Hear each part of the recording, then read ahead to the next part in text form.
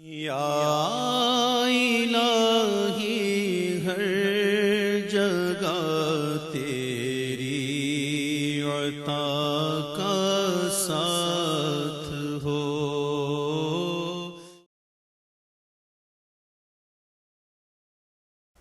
یہ پاکستان ایک خالص معجزے کے طور پر وجود میں آیا، اور معجزے کی وجہ کیا ہے؟ وعدہ کیا تھا ایک. اس وعدے کی شکل یہ ہے کہ اللہ کی طرف سے جواب آیا، عسیٰ ربکم ان یہلک عدوکم ویستخلفکم فی الارض. تمہیں زمین میں تمکن عطا کرے گا، طاقت دے گا، اختیار دے گا، قوت دے گا. فینظر کیف تعملون، پھر دیکھے تم کرتے کیا ہو.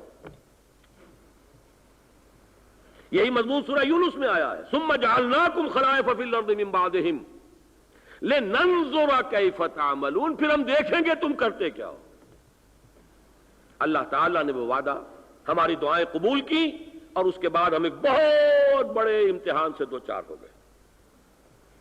بہرحال یہ معجزہ پیدا ہوا، لیکن یہ کہ وہ جذبہ جو اس وقت کام کر گیا تھا اور اتنا بڑا معجزہ دکھا گیا تھا، یہ نوٹ کر لیجئے آج وہ جذبہ ہمارے پاس اول تو موجود نہیں. ہندو ہے ہی نہیں، نہ اس کی ذہنیت کا آپ کی نسل کو پتا ہے، کوئی تجربہ ہے ہی نہیں. وہ تو واگے کے اس پار ہے، وہاں سے محبت کے زمزمے آ رہے ہیں بہتے ہوئے. وہ چاہے ٹیلی ویژن کے ذریعے آ رہے ہوں، دور درشن سے آ رہے ہوں، یا نزدیک کے درشن سے آ رہے ہوں. واگا پر پروگرام بنتے ہیں کہ مل جل کر نعرے لگائیں اور مل جل کے محبت کے راگ الاپے. طائفے آتے ہیں، وہ ہر قسم کے طائفے آتے ہیں، وہ دانشوروں کے طائفے بھی آتے ہیں اور طوائفوں کے طائفے بھی آتے ہیں. وہ سب کے سب جو ہے وہ ایک ہونے کا تصور وہ آ رہا ہے. ہندو کی اصل ذہنیت کا تجربہ کسے ہے یہاں؟ میری عمر سے کم کے کسی شخص کو بھی نہیں ہو سکتا. یہ میری عمر وہ تھی کہ جس میں انسان کو کچھ شعور ہو جاتا، 15 برس کی عمر تھی. ورنہ یہ کہ اس کے بعد کے جو پیدا شدہ لوگ ہیں انہیں کیا پتا. یا یہ کہ جن لوگوں نے بچپن میں دیکھا ہے جو کچھ مشرقی پاکستان میں ہوا ہے، انہیں کچھ ہلکی سی یاد باقی ہوگی. میرے چھوٹے بھائی ڈاکٹر ابصار کی طرح 2-2.5 برس کے تھے اس وقت، جو کیفیت انہوں نے دیکھی ہے. اور جب حملہ ہوتا تھا حصار میں ہندوؤں کی طرف سے، تو وہ اپنی والدہ، ہماری والدہ مرحومہ کے ساتھ آ کے چمٹ جایا کرتا تھا، امی حملہ ہو رہا ہے، حملہ ہو رہا ہے، دشمن جو ہے دوبارہ آ رہا ہے، دوبارہ حملہ ہو رہا ہے. شاید ان کے اعصاب پر کچھ اس کے اثرات باقی نسل کو کیا پتا. اس اعتبار سے وہ جذبہ جو ہے اب عملی جذبہ، حقیقی اسلام، واقعی اسلام، خلافت راشدہ والا اسلام، جس کا اقبال نے جس کا حوالہ دیا اور جس کے لیے قائد عالم نے کہا کہ ہم چاہتے ہیں کہ تجربہ گاہ بنائے پاکستان کو، عہد حاضر میں اسلام کے اصول حریت و اخوت و مساوات کا ایک عملی نمونہ پیش کر دے، لائٹ ہاؤس بنا دے. بہرحال یہ جو کچھ میں نے اب تک عرض کیا ہے، تفصیل سے یہ مباحث میری کتاب استحکام پاکستان میں موجود ہیں. جن حضرات کو دلچسپی ہوئی ہو وہ یہ میری 2 کتابیں، استحکام پاکستان اور استحکام پاکستان مسئلہ سندھ، اس کا ضرور مطالعہ کریں. اب آئیے اس سے آگے بڑھ کر مجھے چند امور پر اور گفتگو کرنی ہے. پاکستان کے بعد ہوا کیا ہے اسے سمجھ لیجئے. پہلی بات تو یہ کہ پاکستان کے قیام کے بعد، جسے آج ایک اصطلاح کے طور پر استعمال کیا ہے اس لفظ کو جنرل حمید گل صاحب نے، سافٹ ریولوشن. اسلام کے سافٹ ریولوشن کا آغاز ہو گیا تھا پہلے 3 سالوں کے دوران. وہ کیا؟ سب سے پہلے اللہ تعالیٰ نے مولانا مودودی مرحوم کو یہ شعور عطا کیا، یہ سمجھ عطا کی. شاید اس کا ادراک باقی طبقہ علماء کے لوگوں کو نہ ہوا ہو، اس لیے کہ وہ اس قسم کی تعلیم ان کو نہیں ملی ہوتی. جدید نظریہ ریاست، اس میں جو دستور کی اہمیت ہے، عام طور پر ان کے علم میں نہیں ہے. مولانا مودودی کی رہنمائی اللہ تعالیٰ نے فرمائی صحیح بات کی طرف، پاکستان میں اب اسلامی دستور کی بنیاد رکھی جانی چاہیے. میں الحمدللہ اس جلسے میں بھی تھا. اپریل 1948 موہنی روڈ پر خالصہ ہائی اسکول ہوتا تھا، اس کے میدان میں وہ جلسہ ہوا. مولانا مودودی نے مطالبہ نظام اسلامی کی تقریر کی، مولانا اصلاحی صاحب نے آزادی کے اسلامی تقاضے کے عنوان سے تقریر کی. مولانا اصلاحی صاحب بیمار ہیں شدید، ان کے لیے دعا کیجئے. اللہم ارحمہ، اللہم اشفہ ورحمہ ویسر لہ امرہ. بہرحال وہ مطالبہ اسلامی دستور کا لے کر مولانا مودودی اٹھے، پوری قوم نے پذیرائی کی، اور جو ڈسائسو رول پلے کیا علامہ شبیر احمد عثمانی نے۔ دستوسا اسمبلی میں تو وہ تھے، مولانا مودودی تو نہیں تھے، نہ جماعت اسلامی کا کوئی اور آدمی تھا۔ جماعت اسلامی نے تو 46 کے الیکشنز کا کوئی نوٹس ہی نہیں لیا تھا، نہ اس میں حصہ لیا تھا، نہ ووٹ ڈالے تھے۔ علامہ شبیر احمد عثمانی نے وہاں فیصلہ کن رول پلے کیا، قرارداد مقاصد پاس ہو گئی 1949 میں۔ 48 میں مطالبہ، 12 مارچ 1949 قرارداد مقاصد، میں اسے معجزہ نمبر 2 قرار دیتا ہوں۔ روح عصر جس کا تذکرہ میں پہلے کر چکا ہوں، میٹیریلزم، مادہ پرستی، الحاد، سیکولرزم کی فضا پوری دنیا میں 20ویں صدی عیسوی کا وسط، اور 10 کروڑ انسانوں کی نمائندہ اسمبلی کہہ رہی ہے we wash our hands off the claim to sovereignty. Sovereignty belongs to Allah. سروری زیبا فقط اس ذات بے ہمتا کو ہے، حکمراں ہے ایک وہی، باقی بتانے آ گئے۔ معجزہ 20ویں صدی وسط اس کا، پوری دنیا میں سیکولرزم کا ڈنکا بج رہا ہے، 10 کروڑ انسانوں کی نمائندہ اسمبلی کہہ رہی ہے ہمارے پاس جو اختیار بھی ہے ہمارا ذاتی نہیں ہے، سیکریٹ ٹرسٹ ہے، to be exercised within the limits prescribed by the real sovereign.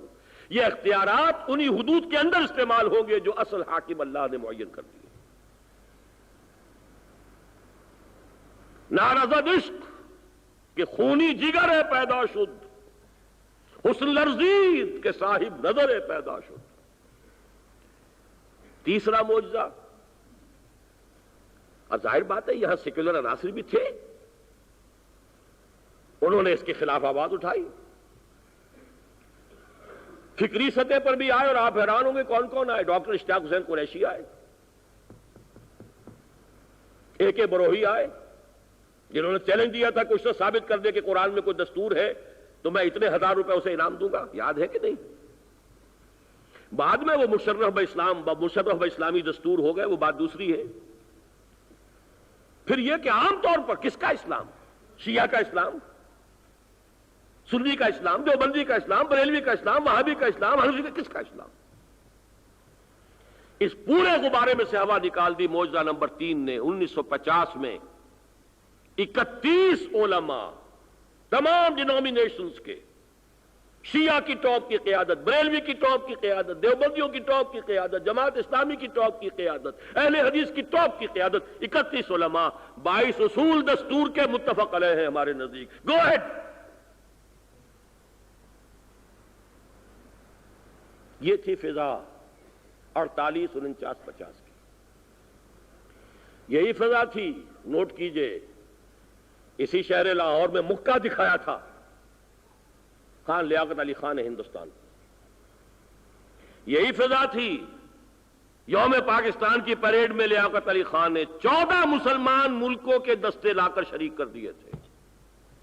بندر روڈ کراچی جو ہے دہل رہی تھی، دستے ترکی کا آ رہا ہے، فلاں کا آ رہا ہے، 14 مسلمان ملکوں کے دستے، اور اس نے کہا تھا دنیا دیکھ لے ہم اکیلے نہیں ہیں، ہم تنہا نہیں ہیں۔ یہ تھا وہ سافٹ ریولوشن جو آ رہا تھا۔ اس کے بعد کیا ہوا؟ ایک ہمالیہ ایسی غلطی ہوئی ہے داخلی طور پر، اور کچھ تو ہوتے بھی ہیں الفت میں جنوں کے آثار، اور پھر کچھ لوگ بھی دیوانہ بنا لیتے ہیں، اس پر پلے کیا ہے بیرونی قوتوں نے۔ داخلی غلطی کیا تھی؟ بدقسمتی سے اس کا آغاز کرنے والے وہی مولانا مودودی ہیں مرحوم، نیت پر کوئی حملہ نہیں۔ الیکشن کے میدان میں آ کر اب اسلام کو ایک پارٹی ایشو بنا دیا۔ ابھی تک وہ پوری قوم کا مسئلہ تھا، بہترین مسلم لیگی قیادت نے اس کا ساتھ دیا تھا، لیاقت علی خان نے ان کو جو پاس کرایا آبجیکٹو ریزولوشن کو، ڈاکٹر عمر حیات ملک جیسا آدمی، اور مولانا شبیر احمد عثمانی تو بہرحال جو میں پہلے عرض کر چکا ہوں۔ اب بن گیا اسلام ایک پارٹی ایشو، ہمالائن مسٹیک، اور اس کے ساتھ ہی اپوزیشن کا رول، اور ان دونوں چیزوں میں دو چیزوں نے پھر جلتی پر تیل کا کام کیا۔ جماعت اسلامی تو خیر سن 51 کے الیکشن میں پنجاب میں حصہ لیا تھا، فلیٹ 40 کی توقع تھی کامیاب ہو جائیں گے۔ اس دور کی یادگار میں بھی ہوں، مصطفیٰ صادق صاحب بھی بیٹھے ہیں، ایک بھی نہیں آیا۔ ایک جو آیا اس وقت کوئی اڈاپٹڈ تھے، وہ بھی مولانا محی الدین لکھوی، وہ اپنے اہل حدیث ہونے کی بنیاد پر ایک خاص کانسٹیچوئنسی سے آ گئے تھے، وہ جماعت اسلامی کے پنچایتی نظام کے تحت منتخب نہیں ہوئے تھے۔ لیکن اب دوسری مذہبی جماعتوں کو جو ہے وہ شوق چڑھایا، یہ کیا ضرور سب کو ملے ایک سا جواب، آؤ نا ہم بھی سیر کریں کوہ طور کی۔ ہمارے تو محلے محلے ہمارے مراکز ہیں، مسجدیں ہیں، ان کے ساتھ پبلک کانٹیکٹ کا ہمارا ذریعہ ہے، پھر سواد اعظم ہمارے ساتھ ہے، فلاں ہے۔ تو ایک ایک کر کے جماعتیں آئیں، وہ ایک پارٹی کا ایشو نہیں رہا، اب وہ 5 پارٹیوں کا ایشو بن گیا، تو 5 اسلام وجود میں آ گئے، اور ہر ایک کو یہ کہنا پڑا کہ اصل اسلام میرا ہے، باقی سب جھوٹے اسلام ہیں۔ فرقہ پرستی کی تلخی جو ہے اس کو جتنا اس فیکٹر نے جو تقویت پہنچائی ہے، کوئی دوسرا فیکٹر نہیں۔ یہ سارے فرقے جو آج پاکستان میں، ہندوستان میں بھی ہیں، لیکن وہاں اقتدار کا چھیچڑا لٹکا ہوا کسی بلی کو نظر ہی نہیں آتا۔ لہذا اختلاف ہے، تلخی نہیں ہے۔ یہاں وہ چھیچڑے ہیں، کچھ سیٹیں ہیں، کچھ ایم این اے اسمبلی ہے، کچھ وہ سینٹ کے ہیں، وہ چھیچڑے، اور اس کے اوپر بلیاں لڑتی ہیں۔ پھر جو لڑیں گی وہ جو کچھ نقشہ ہے وہ آپ کے سامنے۔ اور اس سے بھی آگے بڑھ کر ہماری پاکستان کی جو ہے تاریخ کو نوٹ کر لیجئے، مذہبی جماعتیں جمع ہو جاتی تھیں کسی سیاسی ایجیٹیشن کے وقت، اور جب الیکشن آتا تھا تو لڑتی تھی۔ یہ پوری تاریخ ہے۔ ایوب کے خلاف ایجیٹیشن تمام مذہبی جماعتیں شریک ہیں، بلکہ اس ایجیٹیشن کو اصل طاقت ملتی ہی ہے مذہبی جماعتوں سے اور ان کے کارکنوں سے۔ جب آئے گا الیکشن پھر اپنی اپنی ڈفلی، اپنا اپنا راگ۔ بھٹو کے خلاف جو تحریک چلی، نظام مصطفیٰ تحریک، اصل طاقت تو مذہبی جماعتوں کی تھی، لیکن پھر جب معاملہ آیا پھر وہ ایک دوسرے کے دست و گریبان۔ اس نے اصل میں ہمارے ہاں داخلی غلطی ہے، یہ اصل اس پر جو پلے کیا ہے وہ ہے بیرونی عناصر۔ اب یہ بیرونی عناصر کون سے ہیں؟ دیکھیے، امریکہ ایک شے کا نام ہے، یو ایس ایس آر بھی ایک شے کا نام ہوتا تھا، سمجھا یہ جاتا ہے، آپ بھی سمجھتے ہوں گے، عام آدمی یہی سمجھتا ہے، یہی 2 سپر پاورز تھی۔ اب ایک سول سپریم پاور ہے امریکہ۔ حقیقت میں ان سب سے بالا تر دنیا میں ایک ایول فورس ہے، اور وہ یہودیوں اور خاص طور پر ان کی صہیونیت کی جو لابی ہے اس کی فورس۔ میں اس موضوع پر ایک کتاب لکھ چکا ہوں، سابقہ اور موجودہ مسلمان امتوں کا ماضی، حال اور مستقبل۔ اس وقت تاریخ انسانی جدھر جا رہی ہے، 2 پتنگوں کا ٹکراؤ ہے، آپس میں پیچا ہے۔ سابقہ امت مسلمہ یہود جو ڈپوز کر دیے گئے 1400 برس قبل، ان کا قبلہ ختم کر کے، منسوخ کر کے ایک نئے قبلے کے گرد نئی امت بنائی، اور اس کو وَكَذَلِكَ جَعَلْنَاكُمْ أُمَّةً وَسَطًا لِتَكُونُوا شُهَدَاءَ عَلَى النَّاسِ وَيَكُونَ الرَّسُولُ عَلَيْكُمْ شَهِيدًا۔ یہ 20ویں صدی کے شروع سے یہ پیچا جو پڑا ہوا ہے ان 2 امتوں کا، یہ 2 پتنگیں لڑ رہی ہیں، اور بہت خطرناک اس کے دور سامنے آنے والی، میں اس کی طرف جانا نہیں چاہتا، وہ میرا آج کا موضوع نہیں ہے۔ لیکن وہ آرڈر آف الومیناٹی سے بات شروع ہوئی، پھر ایلڈرز آف دی زائن سے بات شروع ہوئی، پھر زائنسٹ تحریک، پھر اعلان بلفور 1897 اور 1917، 20 برس کے اندر اندر اعلان بلفور آ گیا، اور اس کا جو نقشہ تھا وہ علامہ اقبال دیکھ آئے تھے، 1905 سے 1908 تک رہے تھے یورپ میں۔ فرنگ کی رگے جاں پنجے یہود میں، اور اس وقت فرنگ کا سربراہ تھا برطانیہ، آج ہے امریکہ۔ امریکہ، اور اس سے زیادہ ایکسٹینڈ کریں گے، زیادہ وسعت دیں گے تو west white Anglo Saxon Protestants, یہ اعلی کار ہیں یہود کے، اور یہ کسی صورت گوارا کرنے کو تیار نہیں ہے کہ کسی بھی شکل میں کسی بھی خطہ ارضی میں کہیں اسلام کے عادلانہ نظام کا ظہور نہ ہو جائے۔ میں یہاں خاص طور پہ توجہ دلانا چاہتا ہوں آپ کی علامہ اقبال کی نظم ابلیس کی مجلس شورا، پہلے یہ نوٹ کر لیجئے 1936 میں لکھی، اپنی وفات سے صرف 2 سال قبل۔ اپنی زندگی میں تو وہ اسے چھپا ہوا دیکھ بھی نہیں سکے، ارمغان حجاز ان کے بعد، ان کے انتقال کے بعد شائع ہوئی۔ 1930 میں جو بات کہہ چکا تھا ایک شخص، اگر ایسا ہو گیا تو ہمیں موقع مل جائے گا کہ اسلام کے چہرے پر جو پردے پڑ گئے ہیں دوران ملوکیت، عرب امپیریلزم کا لفظ استعمال کیا علامہ اقبال نے، ہم انہیں ہٹا کر اور اصل اسلام کا نقشہ دکھا دیں۔ کیا خیال ہے یہ خبر پہنچی نہیں ہوگی؟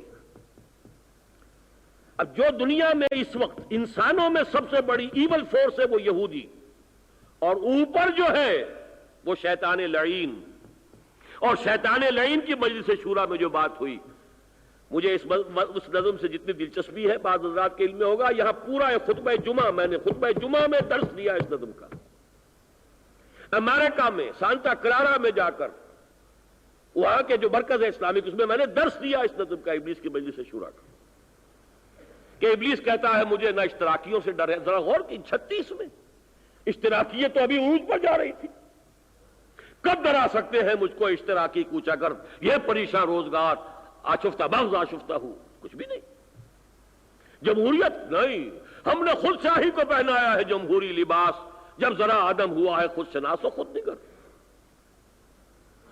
نہ جمہوریت سے مجھے خطرہ ہے، نہ مجھے کسی مارکسزم سے کوئی خطرہ ہے، نہ سوشلزم سے خطرہ ہے، نہ یہ کہ وہ جو اٹھ رہے تھے میسولینی، نہ اس سے کوئی خطرہ ہے۔ ہاں ہے اگر کوئی خطر مجھ کو تو اس امت سے ہے جس کی خاکستر میں ہے اب تک شرار آرزو، خال خال اس قوم میں اب تک نظر آتے ہیں، وہ کرتے ہیں اشک سحرگاہی سے جو ظالم وضو۔ جانتا ہوں میں یہ امت حامل قرآن نہیں ہے، وہی سرمایہ داری بندہ مومن کا دین۔ جانتا ہوں میں کہ مشرق کی اندھیری رات میں بے ید بیضا ہے پیران حرم کی آستین۔ عصر حاضر کے تقاضاؤں سے ہے لیکن یہ خوف، یہ ہے سب سے اہم مصرع، مارچ آف ہسٹری۔ عصر حاضر کے تقاضاؤں سے ہے لیکن یہ خوف، ہو نہ جائے آشکارا شر پیغمبر کہیں، الحذر آئین پیغمبر سے 100 بار الحذر، حافظ ناموس زن مرد آزما مرد آفرین۔ موت کا پیغام ہر نوع غلامی کے لیے، نہ کوئی فغفور و خاقہ نہ گدائے رہنشین، کرتا ہے دولت کو ہر آلودگی سے پاک و صاف، اور منعموں کو مال دولت کا بناتا ہے امین۔ اس سے بڑھ کر اور کیا فکر و عمل کا انقلاب، بادشاہوں کی نہیں اللہ کی ہے یہ زمین۔ چشم عالم سے رہے پوشیدہ یہ آئیں تو خوب، یہ غنیمت ہے کہ خود مومن ہے محروم یقین۔ ساری امیدیں اس کی وابستہ اس سے ہیں۔ اب آپ سمجھ لیجئے وہ لیوسیفر، وہ کتاب جو ہے بڑی اہم ہے، پونز ان دی گیم، گائے کر کی کتاب، جو ایول فورس ہے ٹاپ پر، لیوسیفر اس کا نام دیا، ابلیس، اور اس کی سب سے بڑی جو اعلی کار قوت ہے وہ یہود، وہ کسی صورت گوارا نہیں کر سکتے۔ یہ بعد میں جو کچھ ہوا ہے، ایوب خان صاحب کو بلا لیا گیا، ان سے کیا راز و نیاز ہوئے، وہ پٹڑی پر ذرا ملک چڑھا تھا، سن 56 کا دستور بنا تھا، دستوریہ ختم، اور وہ جو محاذ آرائی ہوئی تھی، مذہبی محاذ آرائی، اس سے پہلے ہی سیاسی دستوری پٹڑی کے اوپر سے تو سیاسی جو حکومت ہے وہ اتر چکی تھی۔ خواجہ ناظم الدین صاحب ان کو ہٹا کر جو صورتحال ہوئی، میں تفصیل میں نہیں جانا چاہتا، پاکستان میں جو کچھ پیش آیا ہے اس مذہبی سیاست کے نتیجے میں، میری 2 کتابیں اس پر ہیں، اسلام اور پاکستان، 1968 تک کا جو معاملات ہوئے ہیں وہ اسلام اور پاکستان نامی کتاب میں موجود ہے، اور 69 سے لے کے 71 تک پاکستان کے 2 لخت ہونے تک جو بھی ہوا ہے، پاکستان کی عوامی سیاست کا پہلا ہنگامی دور یہ دو کتابیں موجود ہیں، میں تفصیل میں نہیں جا سکتا. اس کے جو کیوس ہوا ہے، دستوری پٹڑی سے ملک کی گاڑی اتری ہے، ایک چکر ہے مارشاء اللہ الیکشن، الیکشن مارشاء اللہ الیکشن، ایک تکون ہے آرمی، بیوروکریسی اور اس ملک کی لینڈڈ ایرسٹوکریسی. اس تکون کا کبھی یہ سرا سامنے آ جاتا ہے، وہ چکر کھاتی دوسرا پہلو سامنے آ گیا، چکر کھایا تیسرا آ گیا. اس چکر میں پاکستان ایسا لگا ہے کہ شد پریشاں خواب من. اب وہ بات ہی ختم ہوئی. کس لیے ملک بنا تھا، کیسے بنا تھا، کیوں بنا تھا، منزل کیا تھی، 14 ملکوں کے دستے کیسے آ گئے تھے. یہ گاندھی نے ممیاتے ہوئے جو پوچھا تھا قائد اعظم سے، آپ کے پاکستان کا مطلب پین اسلام تو نہیں ہے نا؟ خوف تھا. پاکستان کا تعلق ہے پورے عالم اسلام کے ساتھ. آپ کے پاکستان کا مطلب پین اسلام تو نہیں ہے نا؟ ادھر پیش قدمی ہو رہی تھی. لیکن جو کچھ نتیجہ نکلا ہے وہ کیا ہے، وہ میں اب قرآن مجید کی 3 آیات کے حوالے سے آپ کے سامنے رکھنا چاہتا ہوں. بلکہ میں نے شروع میں جو آیت آپ کو سنائی تھی اور میری ہی فرمائش پر قاری صاحب نے یہ آیات آج پڑھی ہیں. 5 آیتیں ہیں سورہ انفال کی، لیکن میں اس کی صرف ایک آیت پر گفتگو اس وقت کروں گا. وَاذْكُرُوا. دیکھیے میرا یہ دعویٰ ہے، قرآن مجید میں سورہ انبیاء میں فرمایا گیا ہے، قرآن اپنے بارے میں کہتا ہے فیہ ذکرکم. اس قرآن میں تمہارا ذکر موجود ہے. اس کا ایک مفہوم یہ ہے کہ تمہارے لیے ذکرہ، تذکر، تذکیر موجود ہے. لیکن فیہ ذکرکم اس اعتبار سے بھی ہے جو حضور کی ایک حدیث میں آیا کہ قرآن وہ کتاب ہے فیہ نبأ ما قبلکم وخبر ما بعدکم وحکم ما بینکم. اس میں تم سے پہلوں کے حالات بھی ہیں، تم سے بعد کے حالات بھی ہیں. مجھے تو میں اپنے ذاتی تجربہ اور 2 حضرات میرے خطبات جمعہ میں شرکت فرماتے ہیں، ان کو معلوم ہوگا ہر دور میں جب بھی کبھی میں نے کسی سیاسی موضوع پر گفتگو کی ہے آیت قرآنی میرے سامنے ہوتی. یہ آیت جو ہے یہ سورہ انفال کی آیت نمبر 26، یہ تو 100% آج پاکستان پر منطبق ہو رہی ہے. وَاذْكُرُوا. میں ترجمے میں اضافہ کر رہا ہوں یہاں پر، اے اہل پاکستان ذرا یاد کرو. اذ انتم قلیل، جبکہ تم تعداد میں کم تھے، اقلیت میں تھے. وہ فوبیا، وہ خوف ہندو اکثریت کا. اذ انتم قلیل مستضعفون فی الارض، دبائے جا رہے تھے زمین میں، اندیشہ لاحق ہو گیا تھا. مستضعف، پوری پاکستانی کی تحریک کا پورا لب لباب. وَاذْكُرُوا إِذْ أَنْتُمْ قَلِيلٌ مُسْتَضْعَفُونَ فِي الْأَرْضِ تَخَافُونَ أَنْ يَتَخَطَّفَكُمُ النَّاسُ. تمہیں خوف لاحق تھا کہ لوگ تمہیں اچک لے جائیں گے. 100% منطبق ہے تحریک پاکستان پر. خوف تھا ہمیں ایکسپلائٹ کریں گے، ہمارا تمدن، ہماری تہذیب، ہماری ثقافت، ہماری زبان، ہمارا مذہب، اور سب سے بڑھ کر ہمیں معاشی اعتبار سے ایکسپلائٹ کریں گے. وَاذْكُرُوا إِذْ أَنْتُمْ قَلِيلٌ مُسْتَضْعَفُونَ فِي الْأَرْضِ تَخَافُونَ أَنْ يَتَخَطَّفَكُمُ النَّاسُ فَآوَاكُمْ. اب 3 الفاظ نوٹ کیجئے، 3 کے مقابلے میں 3 آ رہے ہیں. انتم قلیل فی الارض، مستضعفون اور تخافون. اللہ نے کیا کیا؟ فآواکم، اللہ نے تمہیں پناہ دی. وَأَيَّدَكُمْ بِنَصْرِهِ، تمہاری مدد کی اپنی نصرت سے. اللہ ہی کے ہاتھ میں تمام انسانوں کے دل ہیں، جدھر چاہتا ہے پھیر دیتا ہے. اگر جواہر لال نے نہ کہا ہوتا یہ سن 46 میں ایک دفعہ ملک بن جانے دو، پھر کون کسی کو علیحدہ ہونے دیتا ہے، تو کیا پاکستان وجود میں آ جاتا؟ کہیں تو اس نے سچی بات تھی. نکل جاتی ہے جس کی منہ سے سچی بات مستی میں. اسی طریقے سے سن 65 میں جو مدد کی اللہ نے، وہ تو B B C television پر دکھا چکا. فال آف لاہور، اتنا یقینی.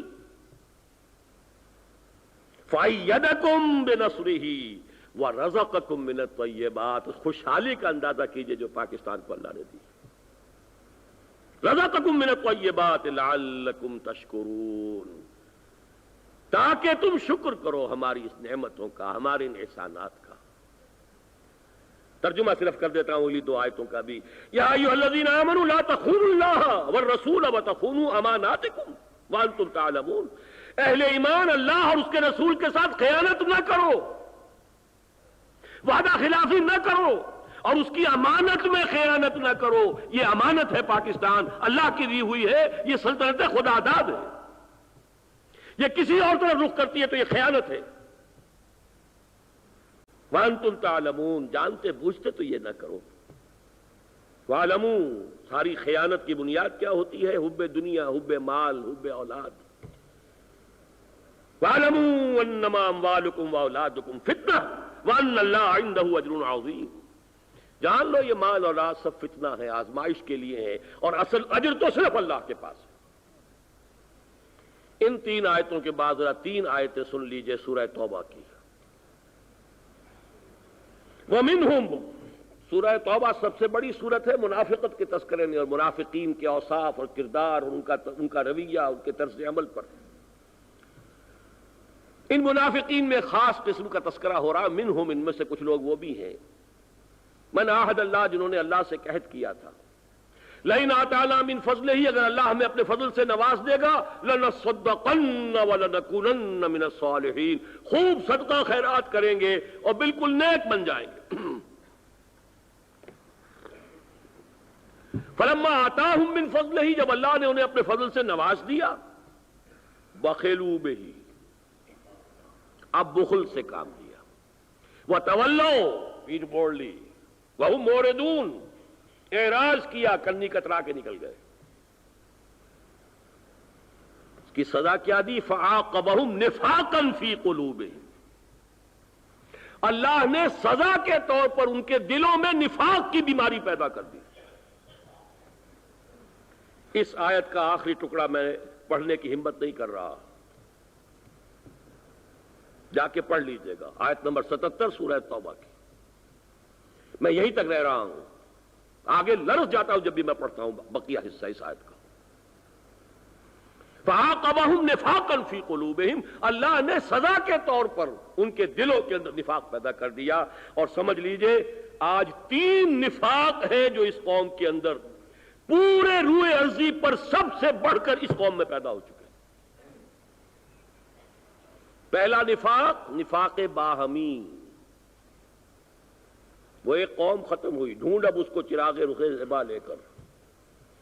اب قومیتیں ہیں، عصبیتیں ہیں، لسانی ہیں، قبائلی ہیں، علاقائی ہیں،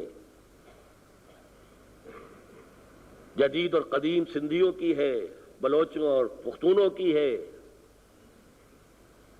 ہزارے والوں کی اور پختونوں کی ہے، سرائیکی کی ہے۔ اب تو قومیتوں کے نمبر میں اضافہ ہو رہا ہے، ہوگا۔ پھر مذہبی، یہی شیعہ سنی شیر و شکر تھے تحریک پاکستان میں، اب کیا ہے؟ یہ عذاب الہی کی وہ بدترین شکل ہے، نوٹ کر لیجئے۔ سورہ انعام کی آیت نمبر 65 میں اللہ نے اپنے عذاب کی 3 شکلیں بیان کی ہیں۔